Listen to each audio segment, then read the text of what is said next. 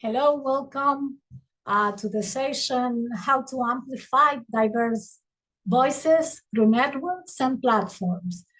We are delighted to meet you all interested in connecting and contributing to arts, culture, and conflict transformation. Especially welcome to Anis, to Jason, and Ellada, who will share their experiences to spark our conversation. Before starting, just to say, my name is Cabria. I will be facilitating the session. So we are ready to go. I will present Anis Barnat. Anis, welcome. He's the Managing Director of Community Arts Network CAN from Greece, and is the co-founder of El Sistema in Greece also. Anis believes in community arts projects as a tool for social inclusion. Welcome.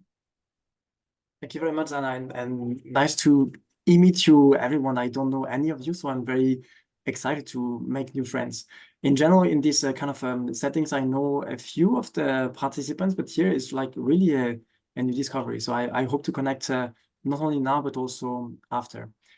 I will tell you a little bit about the Community Arts Network, because when I was asked to do some 5 minutes about how to amplify the diverse voices through networks and platforms, of course, it was a good opportunity for me to tell you about what we're doing at the Community Arts Network.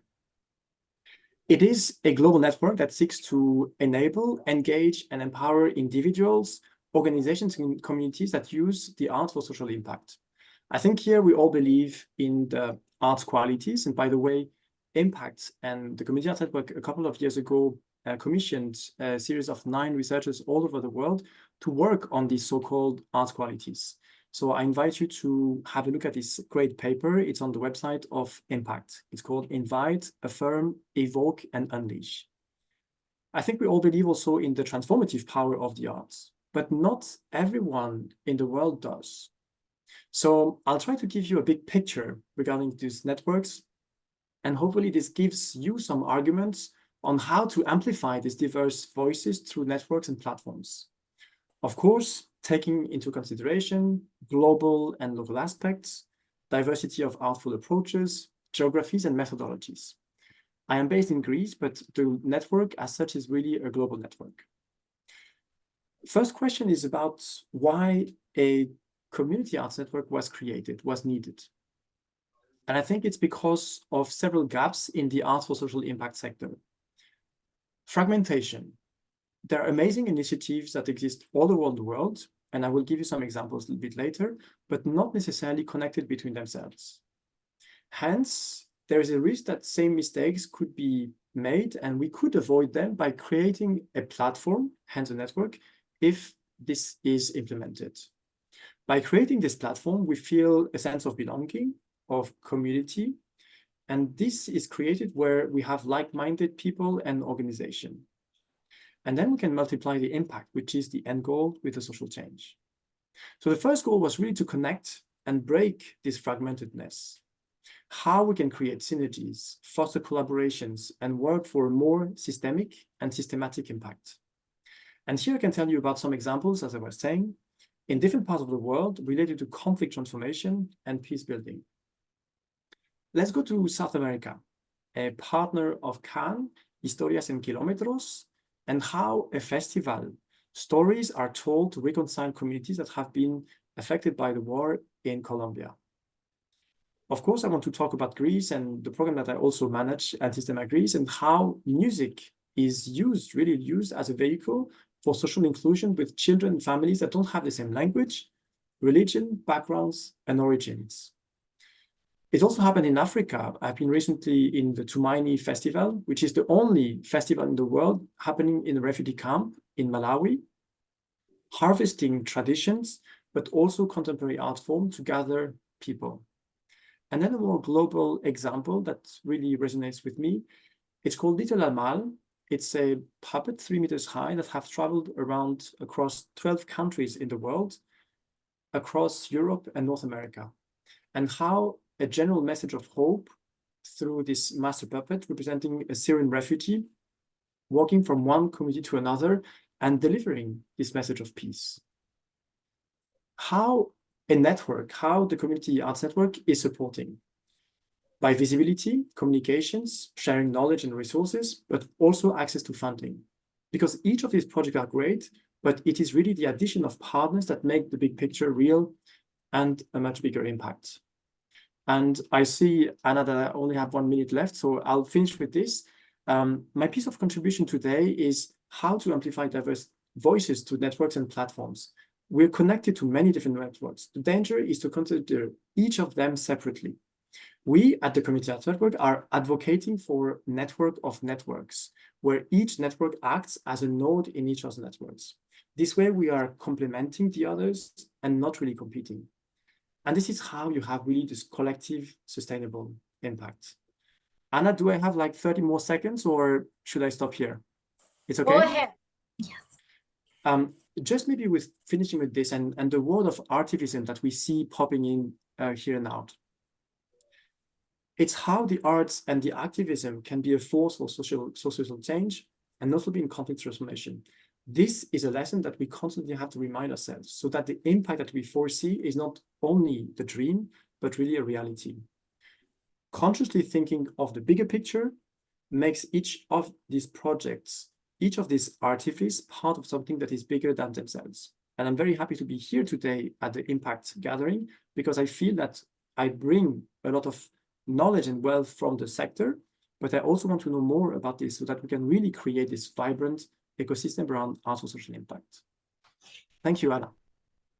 Thank you so much, Anis. Thank you. Okay, now we'll introduce Jason Ferenczi. He's the program director and operations director of the UnRival network in USA. And I hope you can share your experience about the challenges and important things to cultivate in networks. Go ahead, Jason. Thank you, Anna. It's really a pleasure to be with you. Much like Anna said, I don't think other than a couple of my colleagues, I don't know any of you. So I look forward to getting acquainted. I am usually based in Grand Rapids, Michigan, in the northern US. But today I'm calling in from the mountains outside of Salt Lake City, Utah, where our team is meeting together this week. My main approach to this question is really about the how. I like to think a lot about the processes by which we think about and come toward collaboration and gathering. Really, the main question for me is how do we create the kinds of spaces that allow people to show up at their creative best and feel the safest, including people from all backgrounds? How do we gather together when we're thinking about collaboration? And I think we need to recognize a few things in that. Drawing just on my own experience, prior to this work, I worked for a decade in philanthropy, and a lot of the work that I did was gathering people together in attempts to facilitate collaboration. Learned a lot of lessons, some positive, some very much not so positive, but all of them are in me today. They've all formed who I am. In my own experience and observation, the best collaborations rest on solid relationship. As we gather to contemplate collaboration or to nurture existing collaborative structures or networks, how can we provide adequate space to know and to hear one another? How can our gatherings focus at least as much on who we are as on what we do? I think in the social change sector, we're really, really good at jumping pretty quickly into what we do. And I feel like we need to spend a little bit more time on who we are, who we are that are showing up to this important work. Underneath that trust, it seems to me, is the critical capital in collaboration. How can we build collaborative spaces where trust can grow? Second, many of us work in spaces where the demands are intense. There are people in this call I know that are working in very active conflict zones. Many of the rest of us are dealing with conflicts in our communities that are more long-term in nature, but the stress is always there. And And all of us are facing the continual challenge of resources. Are there going to be enough resources for our work? And collaborative conversations are hard. They take a specific kind of emotional energy from us that is, in my experience, quite scarce and quite precious. So how can we guard that energy? How might collaborative efforts be pursued in such a way that they contribute to that energy rather than deplete it? That's a question that I think about quite a bit. Here at the UnRival Network, we're engaging on creating these kinds of spaces. That really is the sort of work that we do. We're new. We're still very much figuring out who we are and how we're showing up in the world, but we're grateful for the things we've learned and the relationships we've gained. We focus on the well-being of peace builders and other change agents. Our research has shown us that leaders generally don't feel a sense of lack of professional connection or academic stimulation or opportunities for ongoing training, but there is a strong expression of a lack of spaces for meaningful, truthful, non-rivalous connection with others who are doing this work. We see this need and we try to create spaces that aren't performative, where people don't feel like they're coming to a space to perform, where they don't feel the room where they don't enter the room feeling the need to prove their work is effective and worthwhile. And most importantly, where they feel like they are enough in their work. That's what the question we ask. How can we create spaces for collaboration that are safe, non-performative, non-rivalrous, spaces that draw out the best of us, spaces that nurture hope? And then finally, spaces that foster creativity as well. And that's a question that I'm really curious about how this group will think. How can we bring greater creativity to the work of collaboration? So yeah, in closing, as we think about collaboration, I just encourage us to focus on questions of how we gather, how we actually physically or virtually come together, and how those can strengthen us and bring about creative strengthening of the networks and the work that we're doing. So really grateful for the opportunity and looking forward to the discussion. Thank you, Jason. Thank you so much. Well, Ellada, welcome, Ellada Evangelou. She's a theater practitioner and researcher, and also co-founder of Rooftop Theater, a member of different festivals. Welcome, Ellada. So everybody, I'm going to be speaking briefly about a scheme. I guess we could call it a platform. It was a platform for collaboration. It was entitled the Thinking Partners Program. So just to give you a little bit of context, I was the artistic director of the Buffer Fringe Performing Arts Festival, which takes place in Nicosia, Cyprus. It was a festival that started out in 2014, and I had the great fortune to be the artistic director from 2019 to 2022. And it was an annual festival. After the first kind of wonderful year, so the festival takes place partly in the buffer zone between the two parts. Unfortunately, the island that I come from, Cyprus, has a very long-standing frozen conflict that stems from intercommunal violence in the 60s and 70s.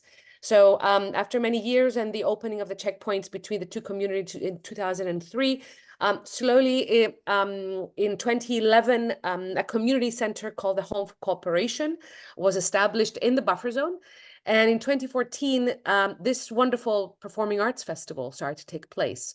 And in 2019, we started off with the idea of kind of continuing this dialogue that was happening both with performing arts practitioners, both in Cyprus but also internationals, and to start to think a little bit even more critically about the buffer zone. So we started in 2019 asking, what is the buffer zone, inviting artists to come in with performance work, with dance, with musical theater, with installations. And after that incredible hype, the pandemic happened. So as you may realize, it was a time that most of us were really feeling very vulnerable, and so did we. not only are we an island, so by definition, we are cut off from the rest of the world. But when the pandemic happened, the checkpoints, the borders between the two sides closed even before the airports closed. So there was a very strong political drive, let's say, to enforce the division even more, kind of taking the pandemic as many other regimes around the world had taken it, as the perfect excuse to keep communities separate and to break the roots of dialogue. So I had the great fortune to be associated with Impact in its design phase from 2017 to 2021. And in conversations during that time, if you remember, it was very Zoom heavy. There were a lot of online conversations happening, people trying to communicate. And for us in the performing arts, it's like, if we can't meet, then what are we doing? So in that general thinking of, okay, so there's another level of marginalization that is now happening to this community, both to the community of Cypriots that engage in intercommunal activities, but also in the community of Cypriots that engaged across the checkpoints. So in conversations with Impact, specifically with Jermaine Ingram and Tony Shapiro-Pim, we started to think, how is it that we can reestablish connections? How is it that we can help our artists to think critically in this very layered way of what it means to create in this context, and then create in the even more hostile context that was created socially and politically through COVID. And we came up with this scheme, and it was the Thinking Partner scheme.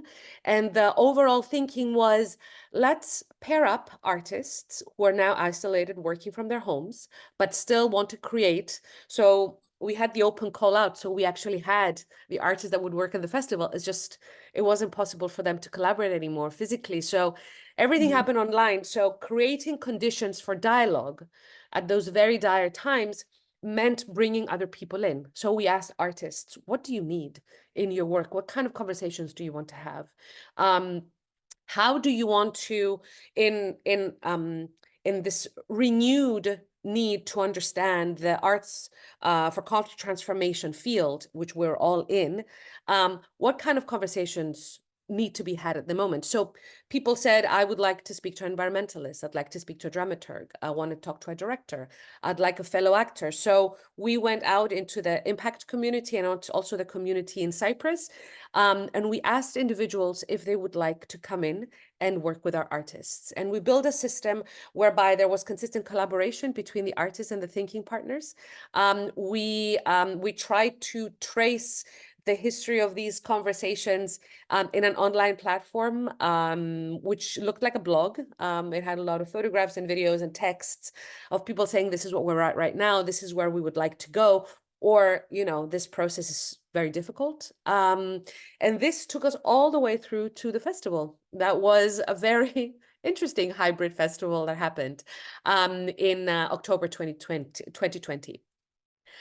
We repeated the scheme in 2021, and in 2022, we went into thinking about, okay, so we're now out of COVID, we're now in the new era. How can we institutionally think about the Thinking Partner scheme? We were in the process also of a collaborative curatorial model. So we, as a group, as a team, as a creative team, paired up with an institutional thinking partner, which was ICAF, the International Community Arts Festival of Rotterdam, which was a great help in thinking about reinventing your audience after the great shock of what COVID was, of how, you know, we were thinking about our reality in different ways. And just to wrap up, for us at the Buffer Fringe, it was an opportunity to open up both ourselves, the artists, and our creative frameworks to conversations which we could then kind of contemplate upon. And there are interesting both papers and also a report that you can find on the Home for Cooperation website, but also on the Impact online presence that you can read more about it. But I think this from need, from necessity, from need comes inventiveness and kind of new ways to think about our artwork was something that really worked for us.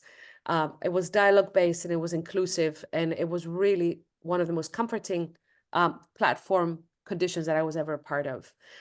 So that's my contribution, and I'd love to talk more about it. Thank you. Thank you, Ellada. Thank you. Thank you, three of you. Very interesting perspectives on how to build, how to walk through the fragmentation, how to build the sense of belonging, the connection, the safe spaces between network, within networks, in the very single practice. Very interesting ideas. And now I invite you, to the participants, to share their thoughts, to ask questions. Here we have Aminata shared in French. I'm not a French speaker, but I tried to translate the comments. So she's presenting the network she works with, and I will just share the translation in case you want to know, or if someone wants to share in English, if it's better than my translation. But I open the floor so we can hear you. Please, you can raise your hand, your physical hand, the hand in the Zoom, if you want to ask questions or say something about what you just heard. The speakers also, if you want to reflect on what you listened, please be free to do so.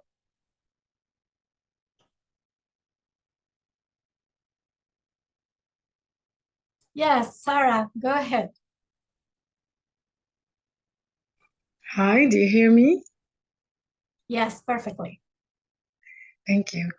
I think I want to ask everyone about their ideas about trust, because I do realize from my experience, I think it's very fundamental, and it's always in the background of everything that's possible to happen between all the different actors in the artistic and the cultural community. And without it, even if anything was built and was beautiful, it's somehow going to fall apart at some point. I think my question is, from your experiences, how do you probe about it? How do you check without being fatherly, or I can't find the words, but how do you know that is there enough trust? How does that enough trust feel like or look like, so that you can work on it at the different stages? Because I think it's something fluid that can change from the beginning till let's say the final product, whatever that is, or of course can be building up. Thank you. Yeah, thank you, Sarah. So who feels? Go ahead, Jake. I can. Thank you, Sarah, for such a beautiful question. I said in my presentation, I feel like trust is the capital that collaboration runs on. It's the fuel, and it's so precious, and it's so hard to grasp sometimes when it's there and when it's not. I think my experience has been that trust, when we come into spaces, particularly when we get anywhere near the question of resources, because a lot of times collaboration raises questions of resources. Everyone's kind of looking over their shoulder, where the resource is going to come from. And that kind of an approach can very quickly undermine trust. Trust takes a very long time to build, but it can disappear in a moment. So I think that's where I, again, just really feel like spending the adequate time to really know one another, to build the relationships in the room, to admit to one another the questions that we have, the doubts even that we have. I think that's the kind of fabric of real trust that sustains. I've seen that in collaborative engagements I've been part of. And just being very careful to state and to say as a group when we feel like something is activity is beginning to undermine trust. But I'd love to hear what others have to think about that too. Thank you, Jason. Yeah, Mary, go ahead. Well, I think that, thank you. This is a great question, and that is a great response. And I think too, that there's one of the aspects of this is written a lot through critical arts-based work, which is how am I behaving? Am I bringing myself in such a way in a culturally diverse context that I am perceived as trustworthy? Have I looked at all of the intersectional pieces of my own social positions, as well as my own personality and my own cultural practices? And have I begun to understand how I might be perceived as a human being? Because if I'm perceived as a human being, as someone with an openness of heart, truthfully, then that's a good beginning. And if I can maintain that, and when it falters, I can come back and address that, then I can continue to stay in the momentum of building trust, because it's a constant. It's not something, it's not a goal to achieve, it's a constant relational dynamic. And I think a lot about that. And it's very hard work, because in this work, we are in a field of complexity all the time, and we are addressing already tensions in the room. So I think that that's where I begin anyway, is to see that I have looked at myself and how I might be perceived, and how I bring myself in such a way that I can be perceived as open and caring in a balanced way that's trustworthy, and that I'm honest about myself. Thank you, Marie. Thank you. So true.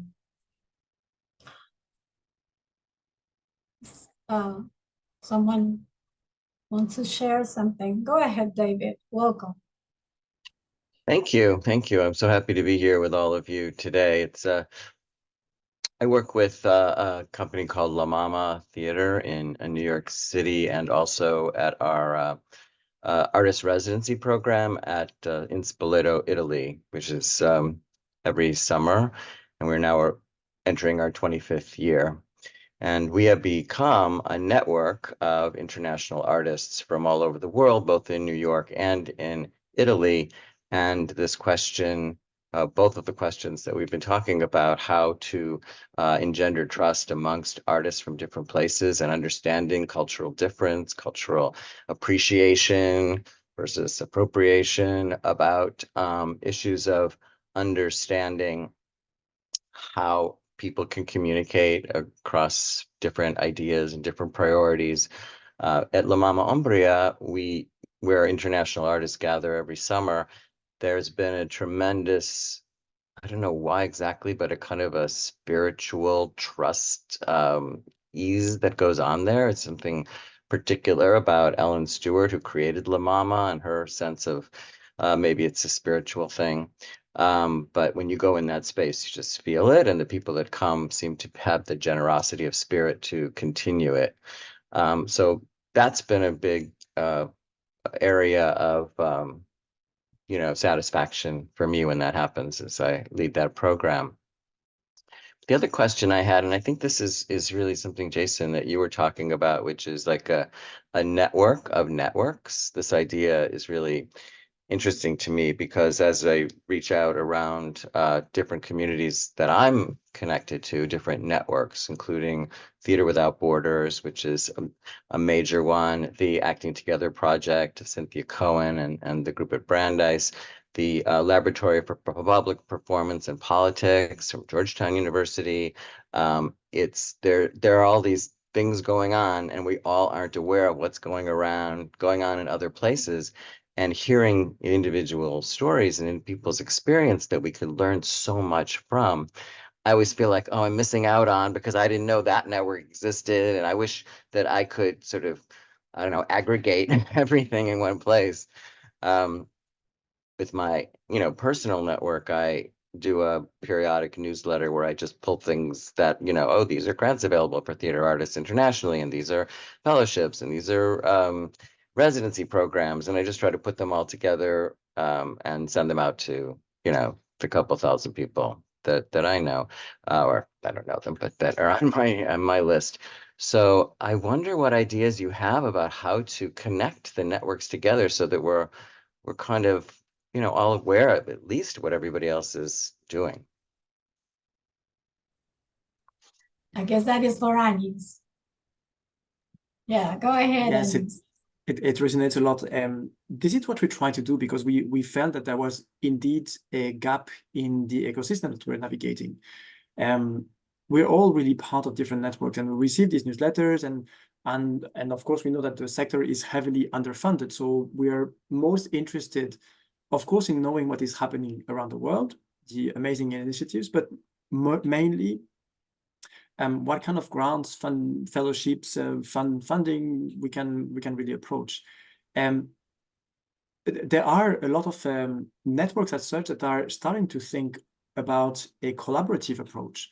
So how can you not cannibalize the system itself, but how can you pick into the other's brain and to feature something that is bigger than yourself? And if you have this approach, I think it also goes in the trust-based relationship. It's not a transactional activity, but it's really something that you are building over time. You have to get the trust of the other by sharing values, by being genuine to yourself, and also by curating quality project, but also quality approaches. If you have this like-minded organization and people around you, then it makes it easier to have this. Just to give you an example, we are also part of the Impact, the International Teaching Artist Collaborative, the ICAF that Ellada was speaking about. And we really share between the different networks, the different opportunities, so that it is not something that is coming from one or the other, but it's something that is really shared amongst the different networks. It's still a big field because networks are really thinking about this right now, about this systemic collaborative approach. And I don't think that we have really found yet the right approach or the right platform to have this. David, I would be really interested in being part of your newsletter, because then I can also take this and disseminate to the different other networks that I'm part of. And I will be the same. I will do the same with you. Okay, I appreciate that. Thanks very much. Thank you, Agnes and David. Ellada. So I'm just gonna just mention, I would say, a collaborative framework, and not a network necessarily, but it's something that works around the principles, around them using capacity building to bring people together, and that's the Festival Academy. And actually, we were just in New York City. We're just in New York City during also Under the Radar, and there were 60 people that came from all around the world in what the Festival Academy calls atelier. So the Festival Academy is like a global service provider. But what has happened is that now it has 1,400 alumni. And it's an incredible collective of people. And what happens also is that naturally there is kind of a flocking of individuals from specific regions. So within regions, specific young festival makers do tend to engage in dialogue because there is a platform there. There are the conditions through learning to be able to kind of think together about how is it that we can make our regional conditions better, our interregional conditions better. So I would say potentially what the Festival Academy has done is to provide an opportunity. Of course, they do a kind of insane amount of work in terms of fundraising so they can actually have and maintain this platform. But from what I've seen, and I've been working with them for about 3 years, it really is working. They actually came to the Buffer Fringe in October 2022. An impossible feat, but we saw it through because of that foundation that exists. Thank you. Thank you so much, Ellada. Thank you. someone else wanna, I just wanna share that we are sharing some links and access to websites so we can know more about the networking that we are doing. Oh, we have just 1 minute left, so it's a good time to wrap up. Good time. I want just to thank you, Jason, Ellada, and Anis for sharing with us your experiences, and all the participants for being here and contributing. Yes, we will send the report after the event. The report will be shared with you, and also if relevant recordings will be available on the website. And also please join the Impact community and get in touch also with the Impact email, and please complete. We will share a survey after the event so we can know how we did it. So please share it, and thank you so much for being here. We will continue on the main floor. Thank you. Bye.